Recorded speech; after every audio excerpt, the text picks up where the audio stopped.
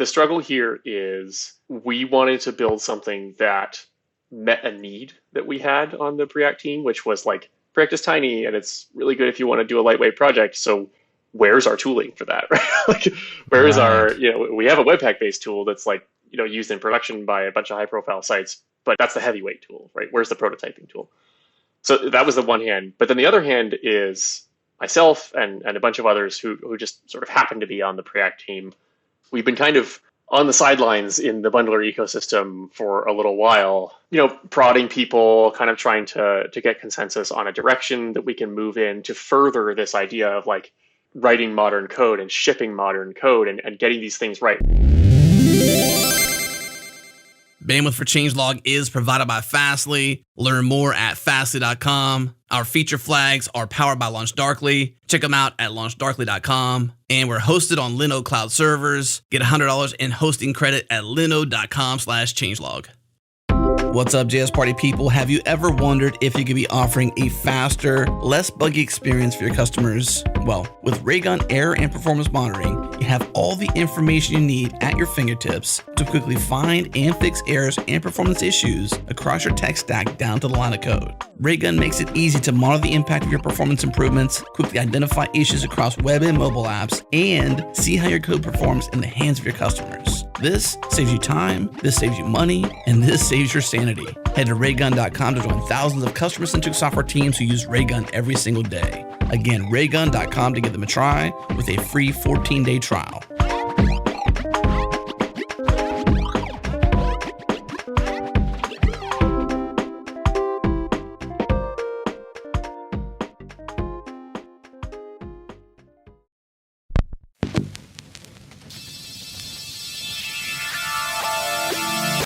Welcome, everyone. You're listening to JS Party, a weekly celebration of JavaScript and the web. We are giving away 2 free tickets to the Test JS Summit on January 28th and 29th. All you have to do is follow us on Twitter to be entered to win. We are at JS Party FM. Follow that account now before you forget. We have an excellent show for you today, if I do say so myself. Let's get right into it. Hey, it's party time, y'all.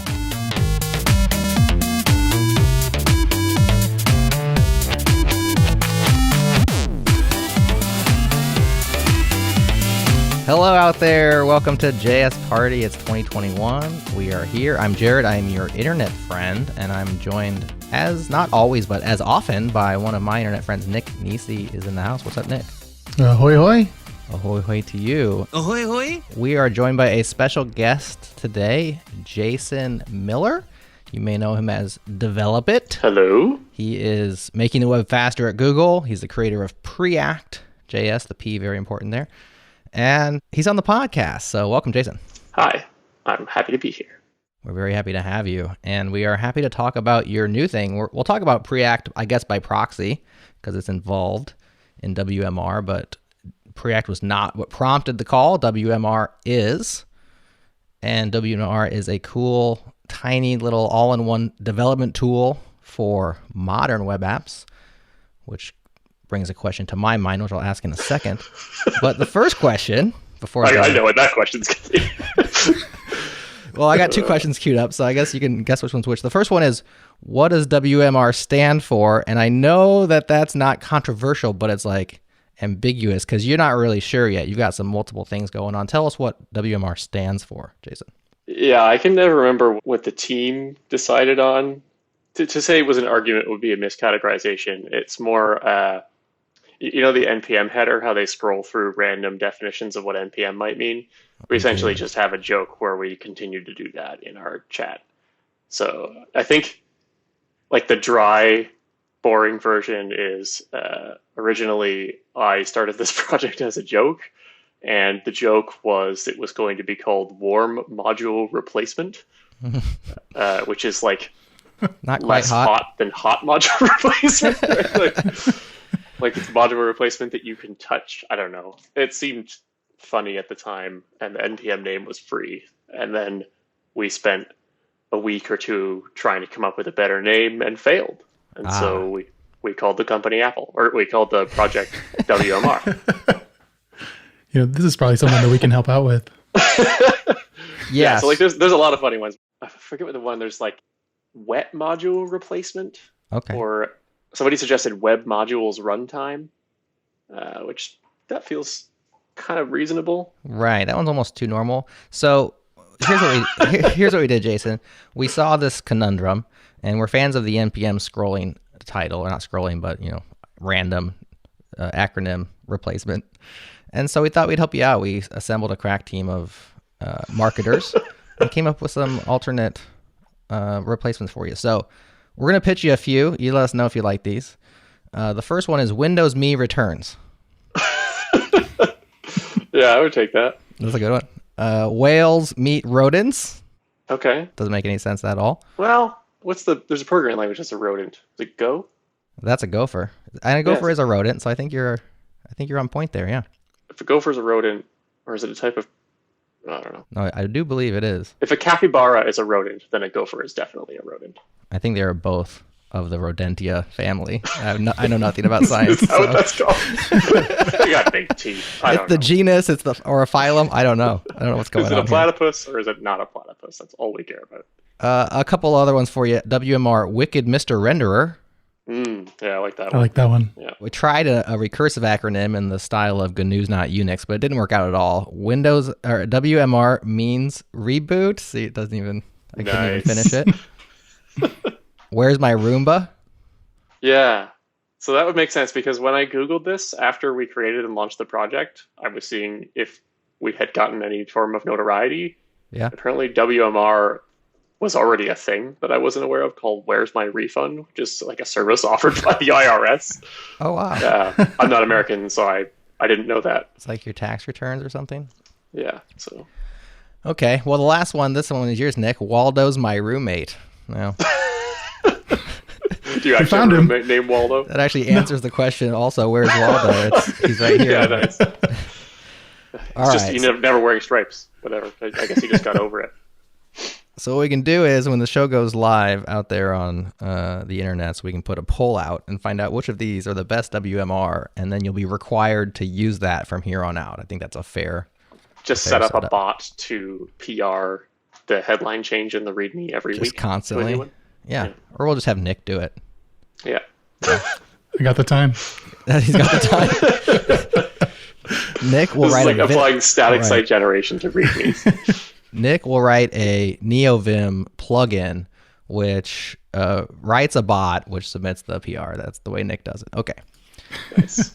Well, I would say enough tomfoolery, but there'll probably be some more upcoming. But in between the ridiculousness, let's get some actual content out there. WMR, who cares what it stands for?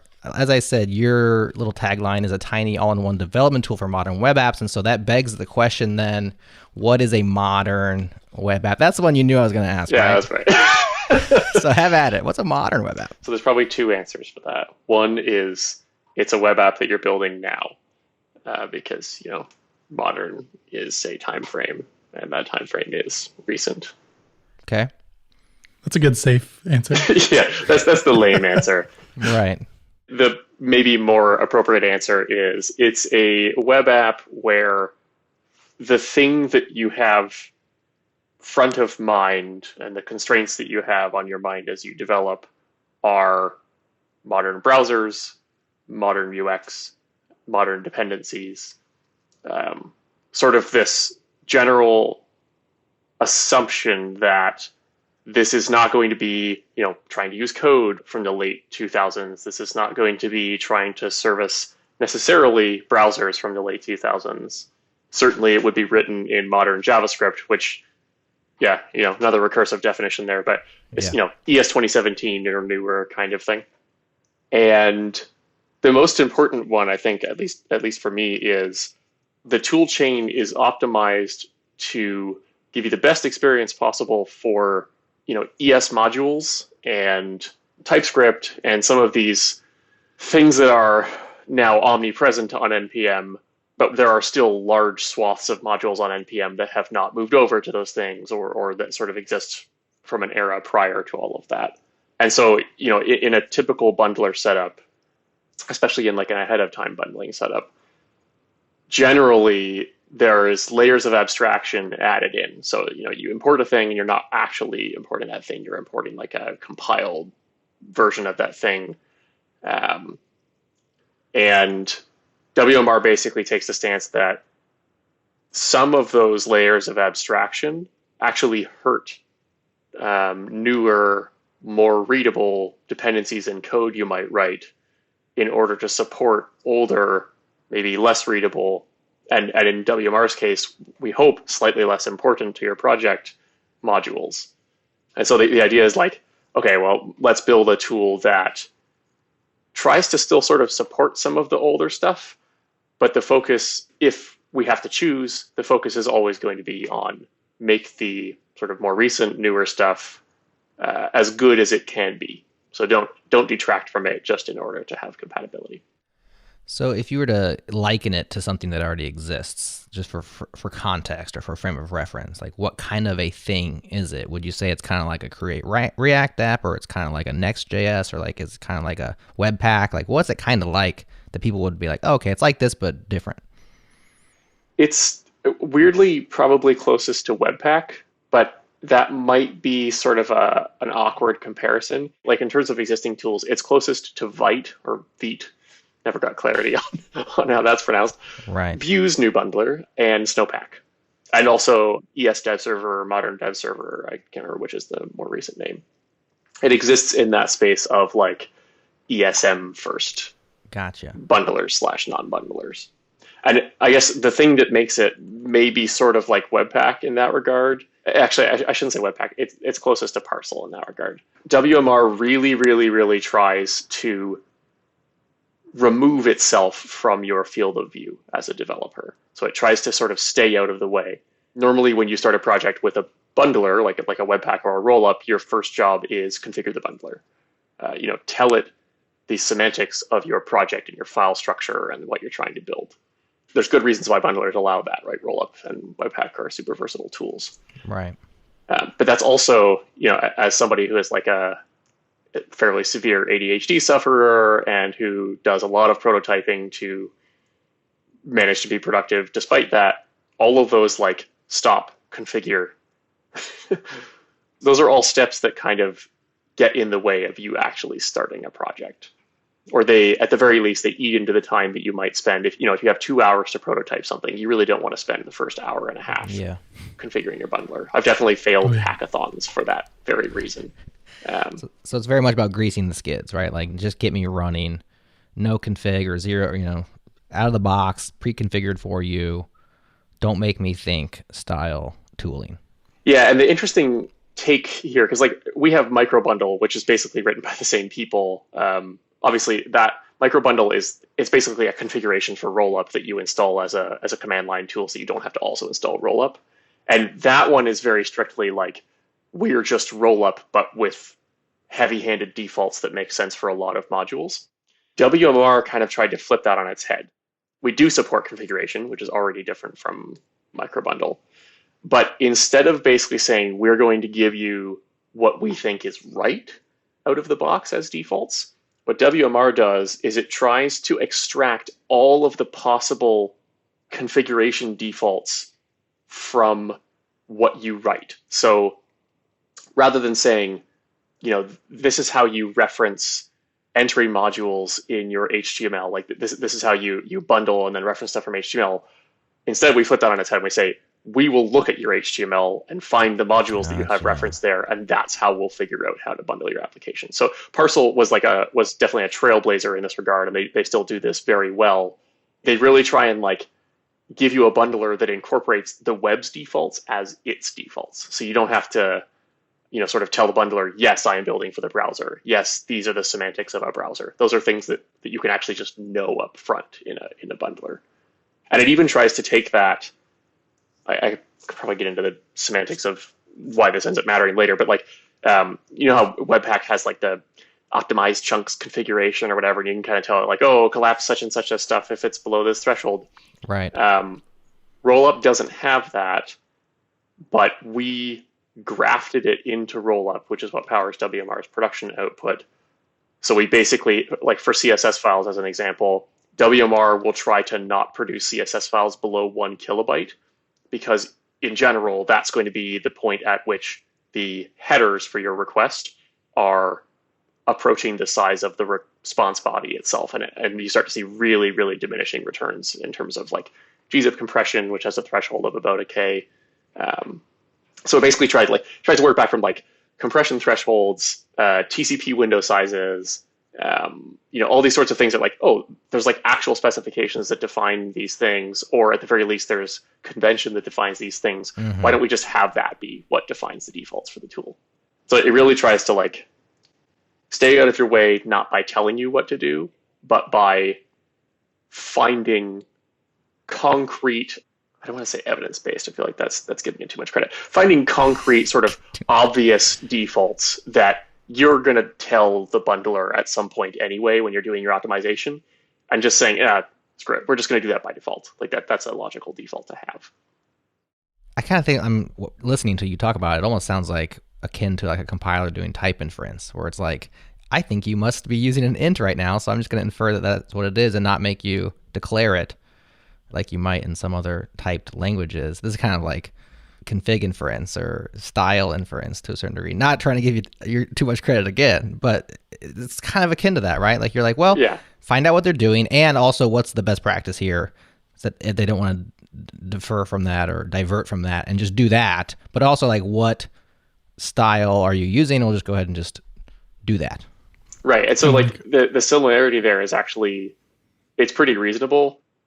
You could almost think of WMR as, let's say in production mode only, because development mode is this whole other story. But in production mode, it's almost like WMR looks at your code base and generates a rollup config that is optimal for that code base and then runs it.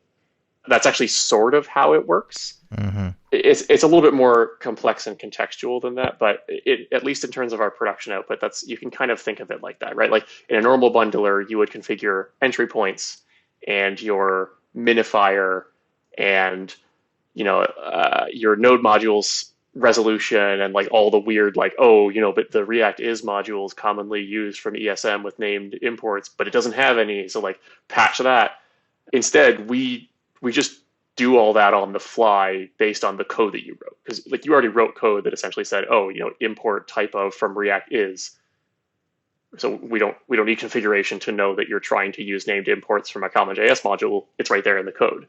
So that's the one angle. And the other whole piece of this is during development, WMR doesn't actually really bundle at all. And so this is where the Skypack or Snowpack and Vite and modern dev server comparison kind of comes into play. Right.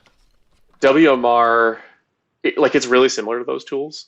And to be honest, throughout the entire development of this project, since we started it in May, I want to say April, May, we've been kind of discussing stuff with the authors of those tools behind the scenes, saying like, hey, like at some point maybe we should just like consolidate these things. But I think the logical thing and the thing that's going to be most beneficial for the ecosystem right now is to just kind of let these flowers bloom for a little bit and then see what are the similarities, what did we end up duplicating, how can we collaborate better.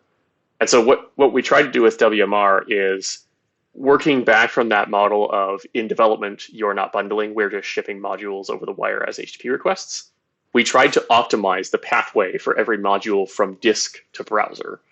And so instead of pulling a module off disk, running it through Babel, running it through Terser, running it through a source code transformer that finds import statements and rewrites them because Berry imports don't work in browsers, instead of doing all those steps, generally in sequence, generally with different tools, we actually wrote our own Babel-compatible AST transformer and rollup-compatible plugin API. So if you ever built a rollup plugin, that whole API is actually supported by WMR, even though WMR is not running rollup.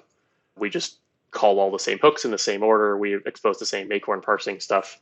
But at the end of the day, what it means is we read a module off disk and put it in an in-memory cache. We pass it through at most one AST transformation that will parse all of the code, but will, in almost no cases, will it stringify all of the code. It's only going to like reserialize mutated AST nodes, so it's extremely fast. But actually, in most cases, no AST transformations. We're using Guy Bedford's ES module Lexer to do basically token-based transformations. So we don't make a whole graph of your code. We literally just know that like, oh, this is an import statement. Here's the string that was imported. What are you going to do with this string? And then that all feeds back through this rollup based plugin API or rollup compatible plugin API. But the idea is like, basically WMR should get modules into the browser as roughly as fast as it can read the module off disk and stream it to the browser. It really shouldn't be adding any overhead to each request in order to do transformations. And that originally actually just comes from, I work on Glitch a lot. It's cheap. It's just a habit I've gotten into. Yeah. And Glitch has a static like mode, but the static mode doesn't support like JSX or TypeScript or bare imports or ES modules or node modules for that matter, which it's just slightly too limited. And so I originally I started WMR as like a better Glitch static, right? So basically a static file server that like Gotcha. does some intelligent stuff with JavaScript, but very little, just what's necessary to make it usable. And so that's kind of the premise there. That's also where this whole concept of not having to install dependencies came from. So like, it's a pain in the butt to manage your package JSON, and especially on Glitch, every edit you make to the package JSON re-downloads all the node modules via PNPM and populates them in the node modules directory. In WMR, if you don't run npm install and you import a package in your code, we just go and fetch it from the registry and stream it to disk. And interestingly, we stream it to disk knowing that you're only going to use it as like a source code package. So we don't run package install scripts because that's unsafe. We don't even write temp files, test files, unused source stuff to disk. You basically get a node modules directory that only contains package.jsons, JS and TS files, and TypeScript definitions, which is kind of nice. Something about that just sounds like almost too good to be true, kind of a thing. Like, is that? I mean, there's definitely modules. You're thinking like, what could go wrong? Something has to be able to go wrong there, right? Yeah. I mean, there was definitely some pushback we got in the initial announcement saying, "Oh, we're doing streaming install," because I think people think, "Oh, streaming install, they're running npm install in the background," and we don't actually even use the npm client at all in any form. This actually does. So you're just literally fetching the source files and. That's not even that. So it's fetching the tarball direct from the npm registry. Okay. And it streams it. And as each file in the tarball passes through our streaming untar and ungzip mechanics, those files get analyzed and conditionally written to disk. So if you have something like a shell script or an executable, it never even makes it out of memory. So I don't want to say it's secure, but it definitely avoids all the foot guns that would immediately jump to mind for like, hey, streaming auto install. It's also just really fast, so that basically we can get your dependency installed and shipped to the browser or whatever file from it you were importing as fast as we can get that tarball from npm because it's streaming. Sounds like an awesome feature. It kind of goes along with what you're talking about with the inference, where it's like you're using this, okay, we'll get it for you, and that's it. But we know not only are you using the Preact package, but we know that you're using it from WMR, and we know that, as an example, the Preact package has an export map, which defines what is externally accessible, what files are externally accessible. And so we know that in a properly spec compliant bundler, you can't import files that aren't in the export map. So we just won't write those files to disk because they frankly don't exist unless they're TypeScript definitions, because TypeScript kind of made up its own thing there, but that's fine. It's very few files. But we can sort of infer like, oh, this isn't just a random package. It's not a command line tool that you're installing. It's not arbitrary code. It's source text that you're going to want to import. Yeah.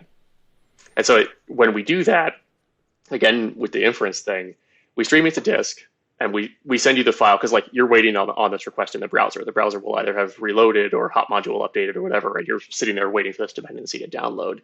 We get the dependency to the browser right away. It runs through a extremely lightweight rollup pass, but doesn't do any minification, doesn't do any mangling, anything like that.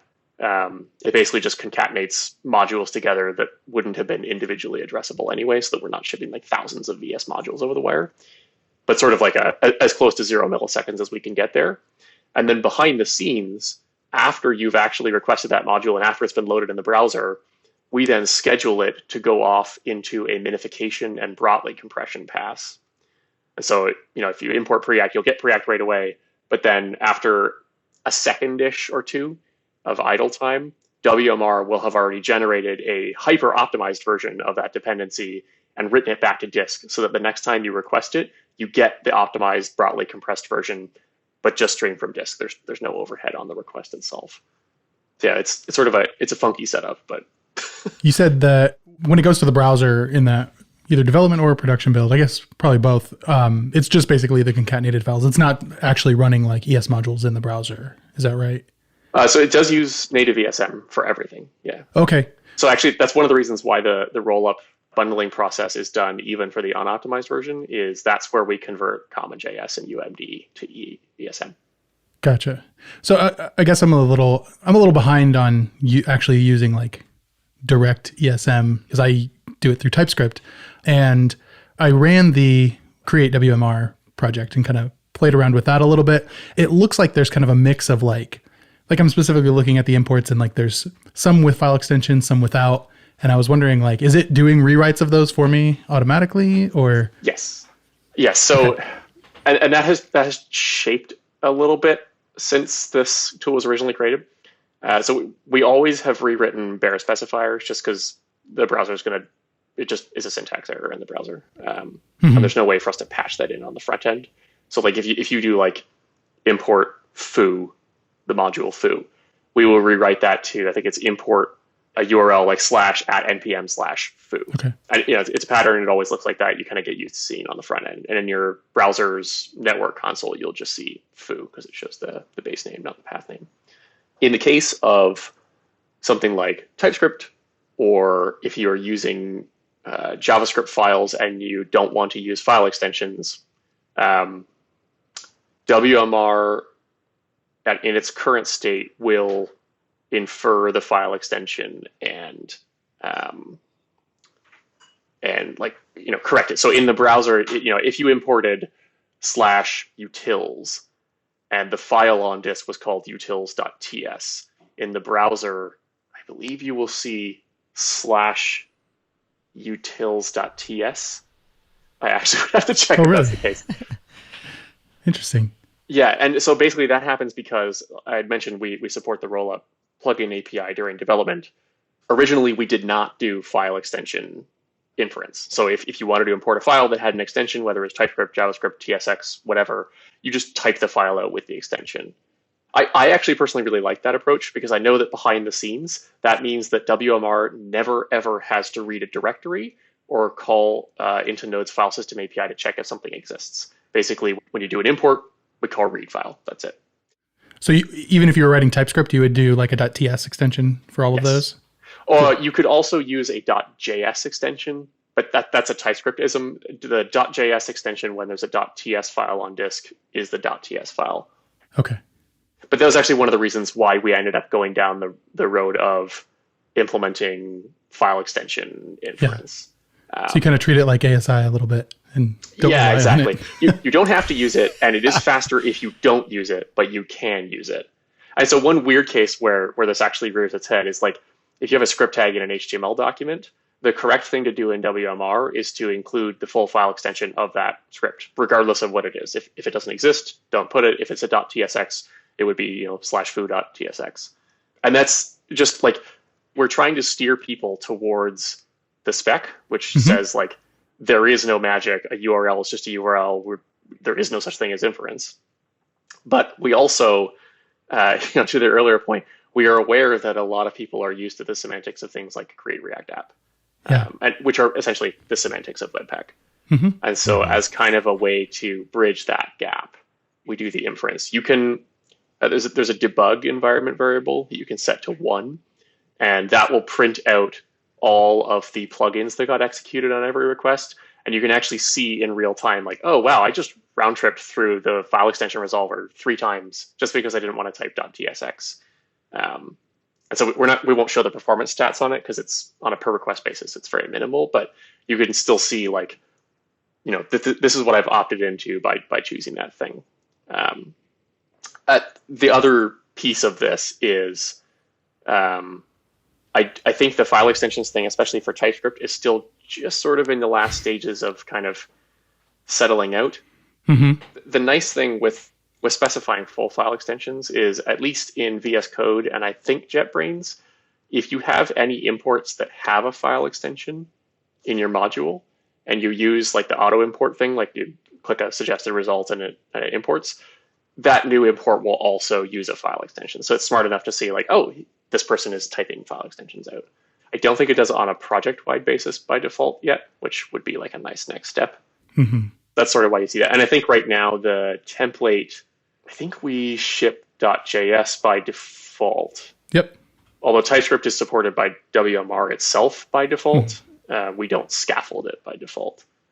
Yeah, I noticed that there was a tsconfig in there that it created, and then I just went into, there's a header.js file, and I just renamed it to header.ts, and it still worked. So yeah, so that's actually an interesting point. So like WMR, obviously there's a whole bunch of stuff that it's doing, its goals or whatever.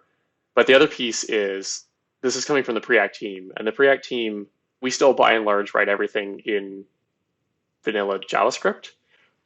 But over the past year or two, have all but replatformed onto JS-doc-based TypeScript that is actually just JavaScript, to the point where WMR itself is written in JS and JS-doc, but is strictly typed. Gotcha.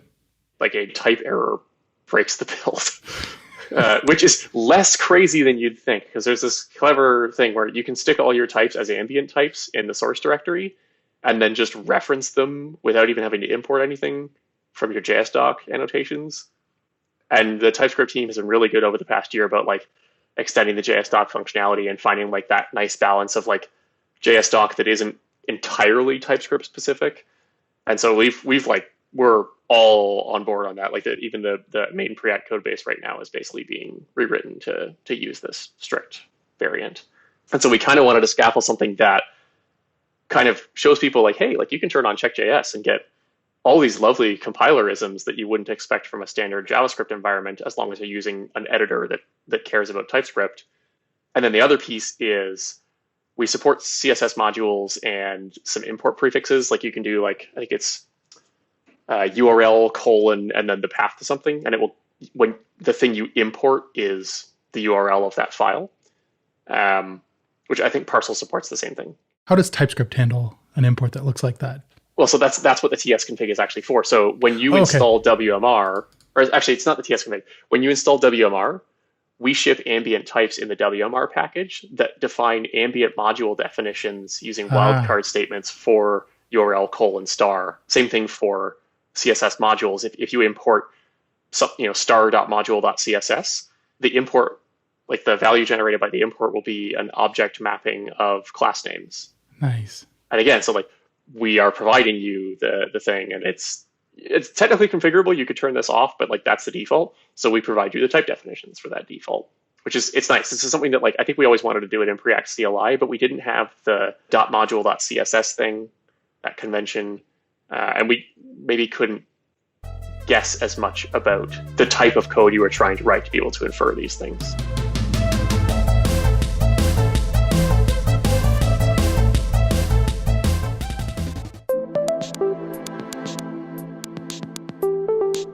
Hey there, party animals. Jared here. I want to take a moment to tell you about Changelog++. It's our membership program where you can directly support JS Party and all of the podcasts we create here at Changelog. Ditch the ads, get closer to the metal, and enjoy supporting JS Party into the future. Once again, that's changelog.com/++. We'd love to have you with us.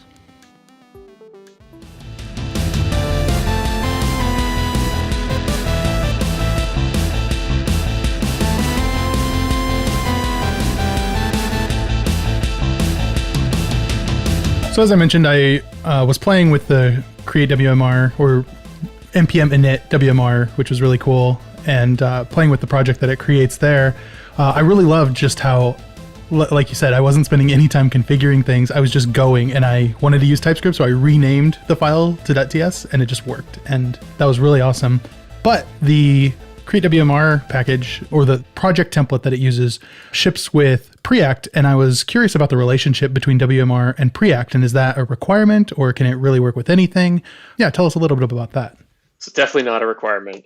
The struggle here is we wanted to build something that met a need that we had on the Preact team, which was like, Preact is tiny and it's really good if you want to do a lightweight project. So where's our tooling for that, right? Like, where's our, we have a Webpack-based tool that's like, used in production by a bunch of high-profile sites, but that's the heavyweight tool, right? Where's the prototyping tool?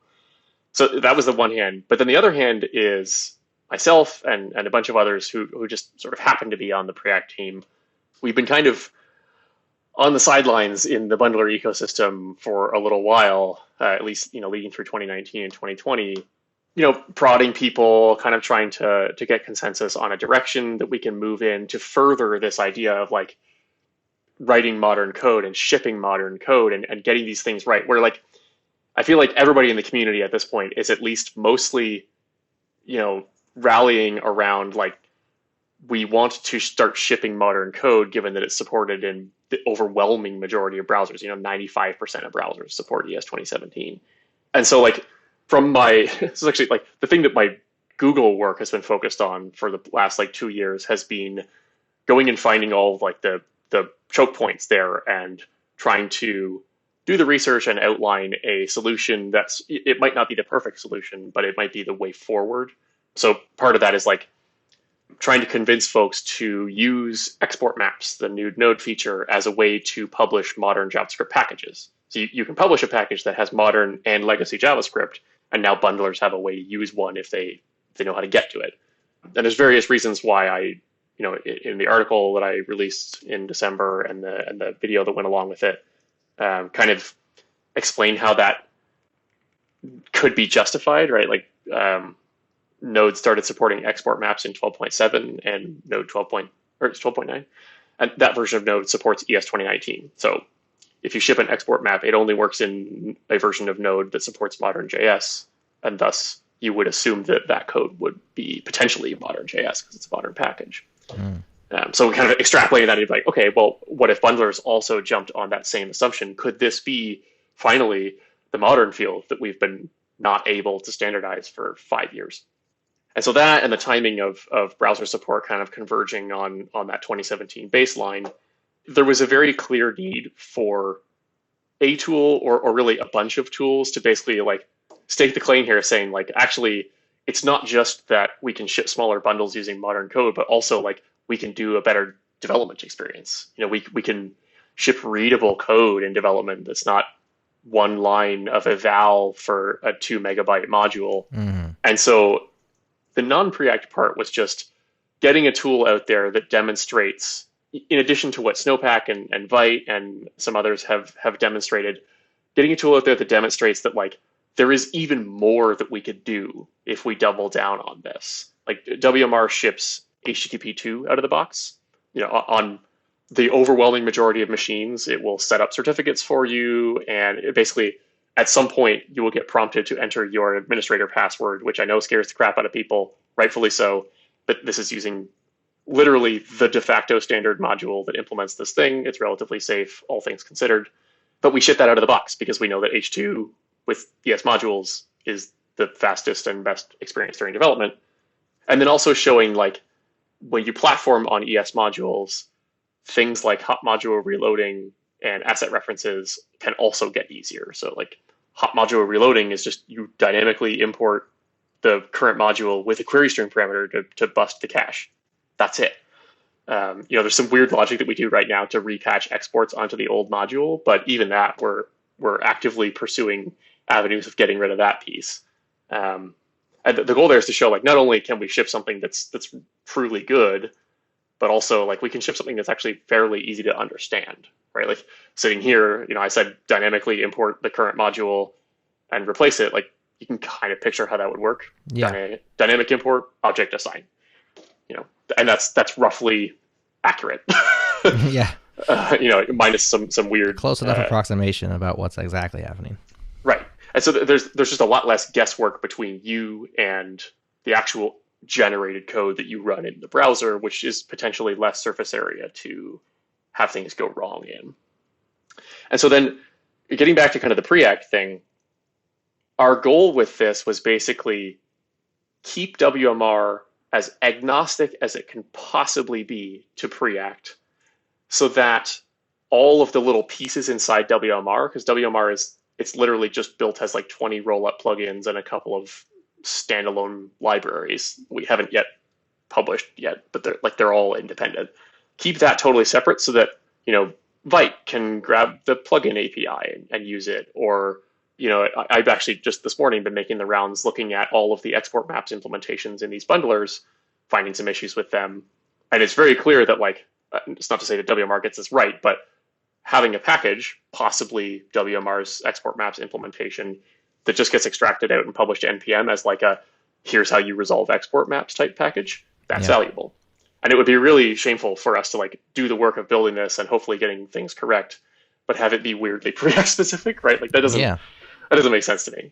And so we tried to keep the core and essentially everything about WMR Preact agnostic, except when it came to scaffolding. So by default, we scaffold the JSX support so that it generates, it's actually generating tag templates, which is unique. And I don't know that that's been done elsewhere before. But again, it's that modern first mantra. There's the modern side, yeah.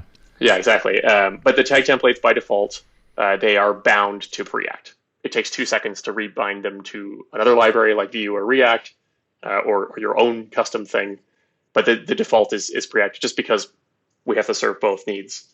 And then the create WMR package, which that was built the day before launch, just so that people could use the tool easily.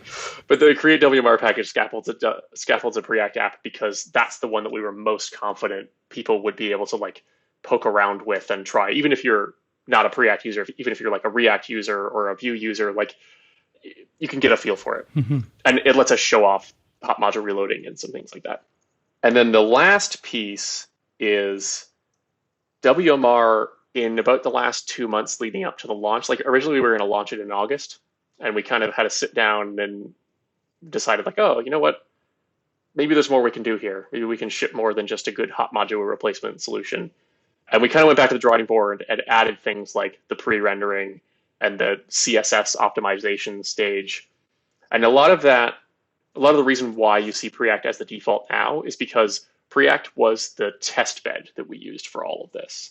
So create WMR will scaffold a project that when you do WMR build or NPM run build, you don't need JavaScript to run the output at all.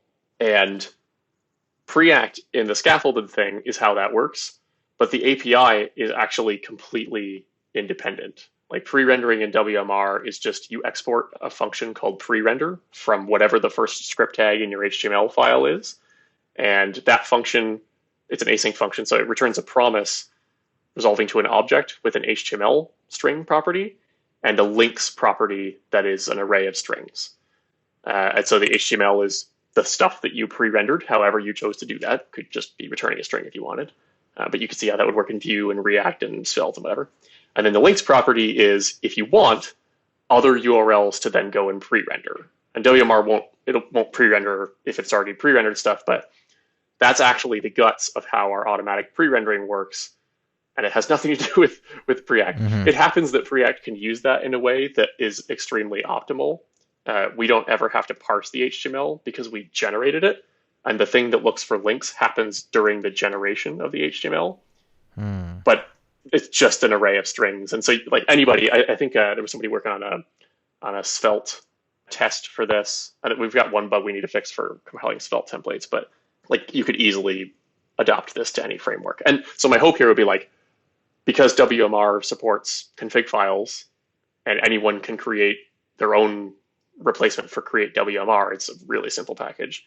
Somebody could create like a package that scaffolds a WMR based React app or Vue app or Svelte app.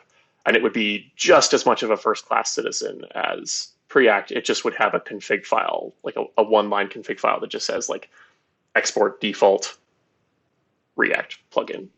Right. Very minimal changes. So somebody could create that, and somebody will probably create that. Yeah, that's my for hope. sure. Or fork WMR, but like forking WMR, we lose out on a lot of the like shared momentum aspect and collaboration aspect. Not to say that WMR is necessarily the place where it should happen, Right.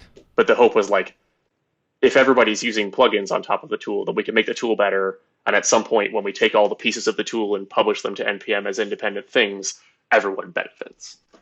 Kind of leads me to a meta question around collaboration versus, competition, and like the decision here to start a new tool. Of course, it was like, well, Preact needs something, we need our story. And so it makes sense that the Preact team would make their own story. And I like how you're building it in a way that can be reused and collaborated as much as possible, but still be like Preact's tool. But like you said, there's Snowpack, there's these other efforts out there. And the decision was, we're going to build at this level of abstraction, we're going to experiment so that there's more things. But then at, for example, the export maps level, you're like, well, if we extract this into a library, everybody who's doing Vite or doing these other tools could use the export maps library, and we could collaborate at that level. How do we know which layers of abstraction is like, we need 1,000 ideas to flourish? And how do we know like, right, hey, one good idea, we can all collaborate, let's team up? Like where do we draw those lines? It seems to me like a very difficult thing to decide. It is an extremely hard problem. It is a distributed problem. I have this terrible habit of throwing myself at distributed problems. For some reason, Google seems to be willing to keep me on staff, partly to do that. Yeah. And so, like I mentioned, I was making the rounds looking at everybody's export maps right, implementations. Rollup just landed it. I think Lars from the modern web server implemented it in Rollup. Yay. But part of the reason why I'm doing that, and this is not to say that I'm the most objective person to be doing this, but I'm hoping that I can go and sort of do the survey, write the doc that kind of gives the lay of the land, publish that, and then whether or not WMR is the right implementation from which to derive the common implementation, I will have kind of one place that summarizes all of the current implementations. Mm-hmm. I think the difficulty is always with the thing you said, which is like, okay, export maps is an easy one because that's a spec. It's something that Node put right there. So obviously there's value in a shared implementation of a spec in a reference implementation, essentially. And bundlers aren't necessarily able to use Node's implementation because it is not independent of Node, so it's not technically a pure reference implementation. Mm-hmm. And that's not to disparage it, but it's just it fits their need. Yeah. Right. The other things are hairier. So we wrote that custom AST transformer that is largely Babel compatible. What do we do with that? Right? Like, is that a WMR thing? We literally built it to optimize WMR's performance while still supporting Babel plugins. But like, does the community need a sort of potentially lighter weight Babel alternative? Not sure about that. Right? Mm-hmm. My default answer would be no. That's actually something we don't need or potentially don't want.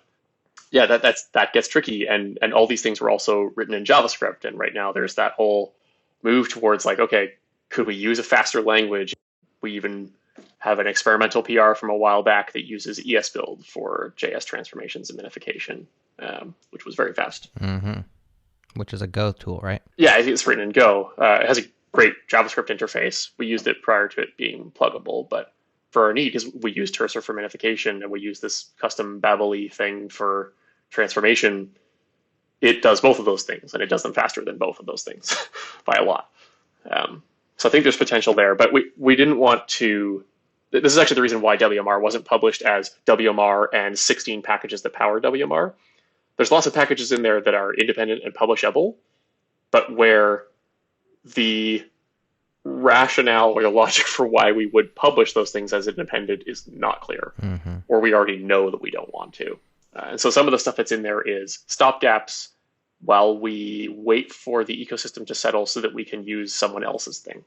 Gotcha. Yeah, I don't have a clear answer on that. They're not clear answer. That's a difficult decision. And like you said, it's a distributed problem, so it's not as if like you just get to decide that, right? Like everybody collaborates or doesn't, and they make their decisions, and this team makes that decision, and sometimes it's the right, sometimes it's the wrong, and it's just is an interesting, I think, mind space to consider those things. But that's meta. Bringing it back down to kind of ground floor here. For somebody who's just like, oh, WMR looks cool. I really like how you don't even have to, like, I was actually playing with it as well with Nick, and I was like, I haven't seen this npm init thing where like I expect to like install -g. That's the first time I'd use it too. Yeah.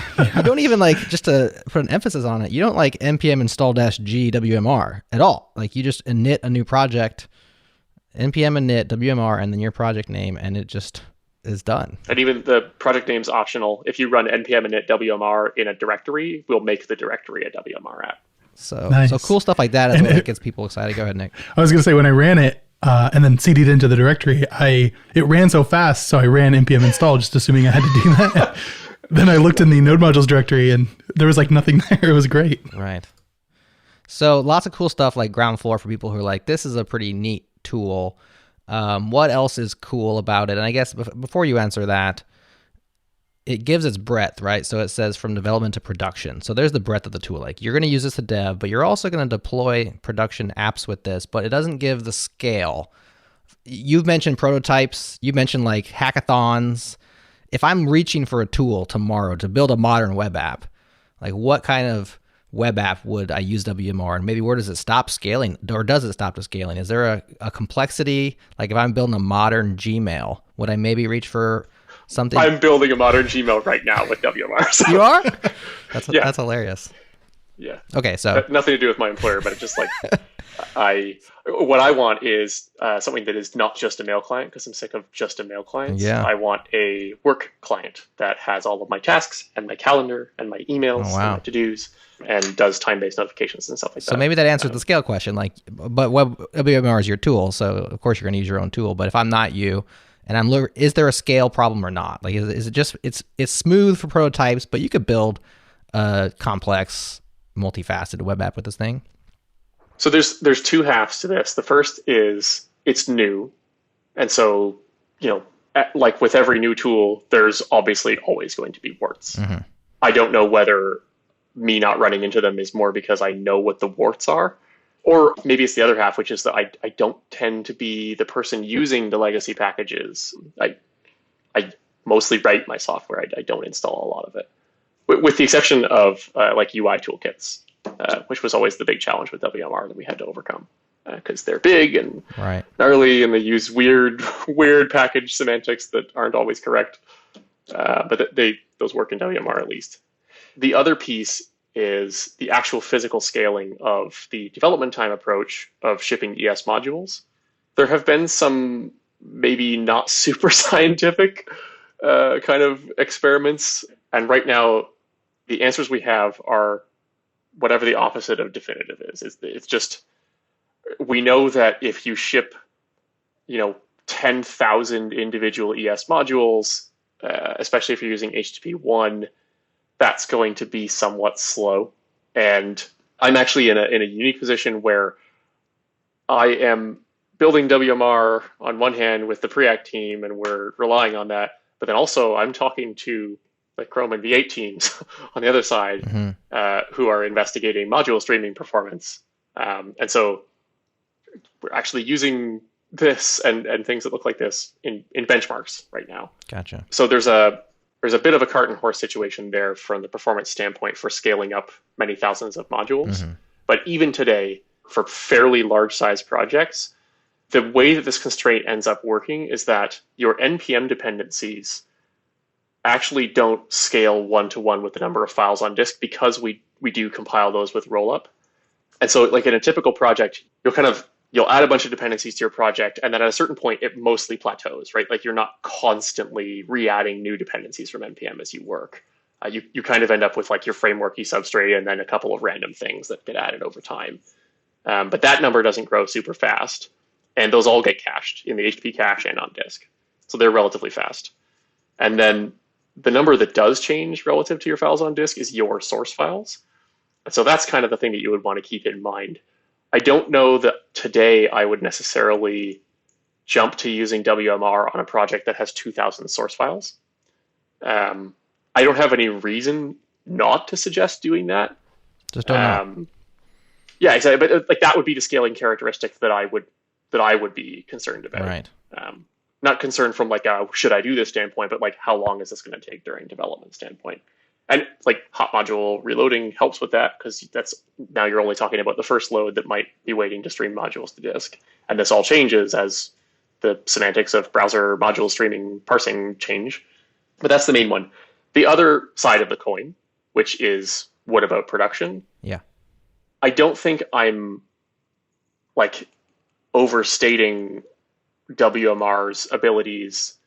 I don't think it would be overstating WMR's abilities to say that it is fairly solid, because in production, WMR is just a fairly sane roll-up config.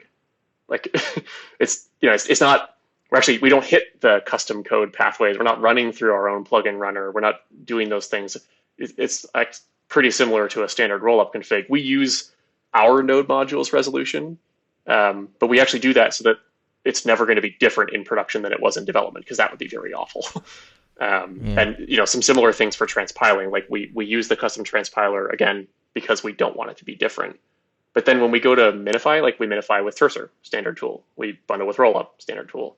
By default, the browser support for WMR is modern browsers, question mark, essentially Edge 16 plus stuff that supports script type module.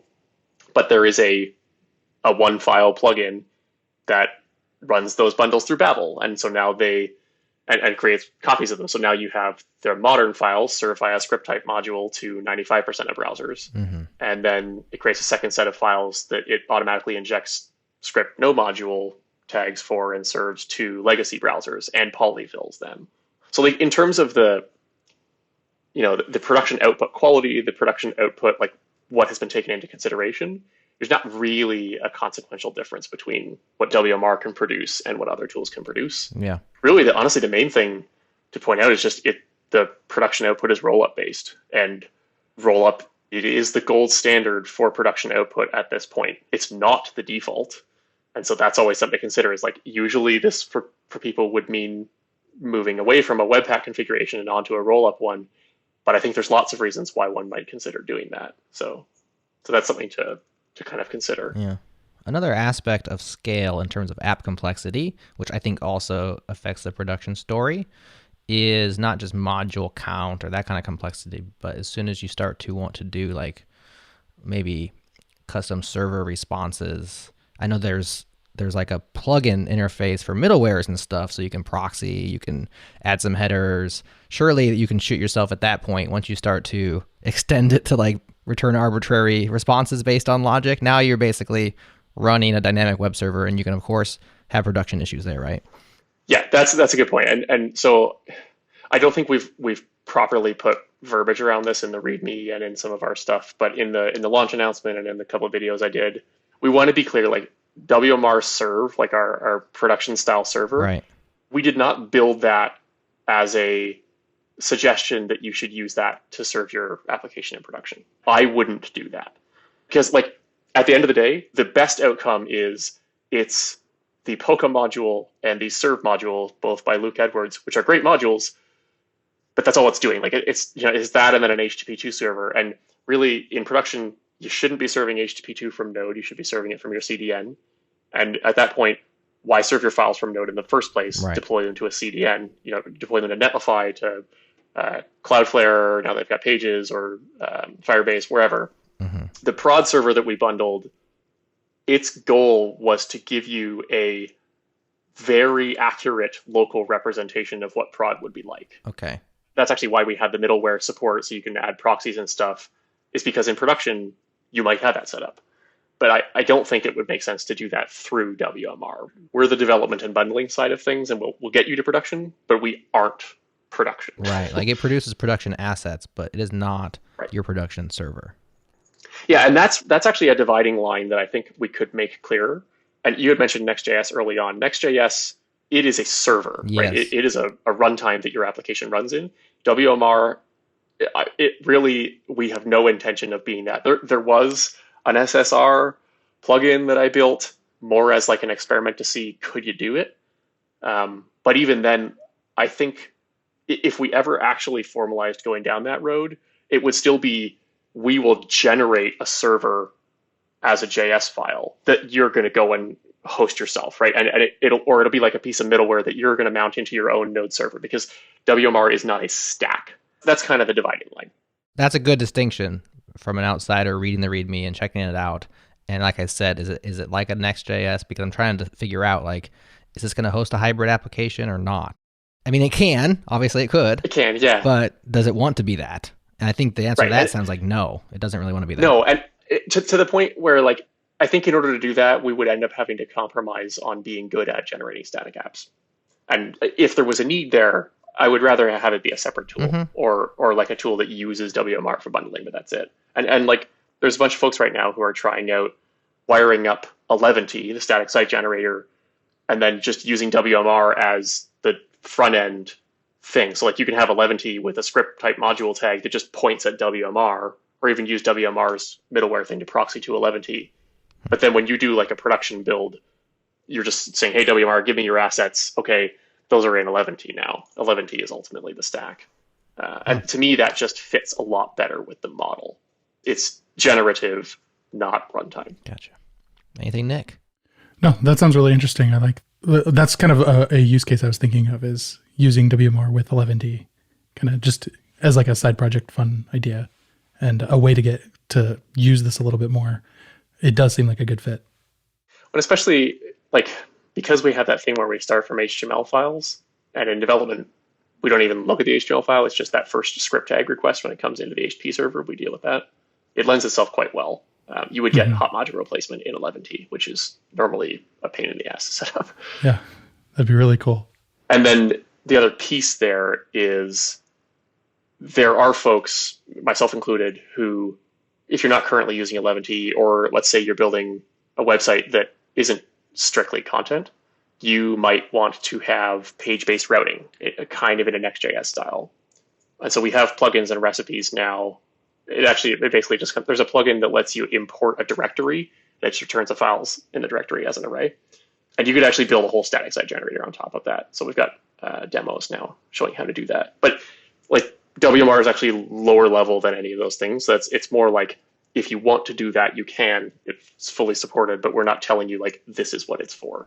Well, the project can be found at github.com/preactjs/WMR, or hey, just hop into your terminal and type npm init WMR, and you can even leave off your project name. It'll just take your current directory and turn it into something just cool. Be aware that it will blow up your directory, right? Like, and that's not like a WMR thing. Yeah, that's just like, go ahead and run that twice now. Go ahead and run that in your home directory. Everything will be just fine.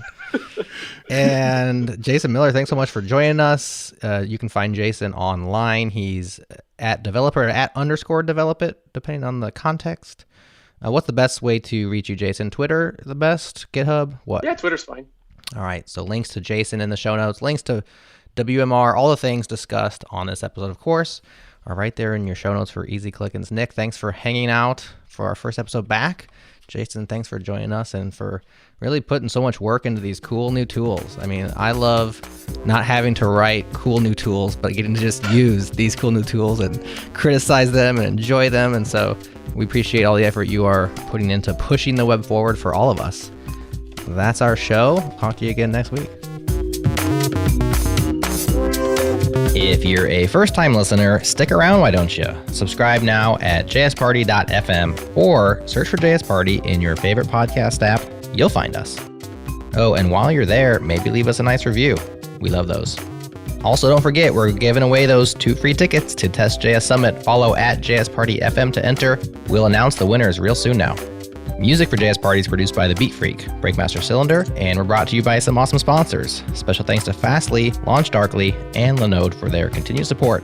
Next up on the pod, I sit down with the creator of Developer Roadmaps to discuss the paths you can take to being a web developer in 2021. That episode's hitting your podcast feed next week.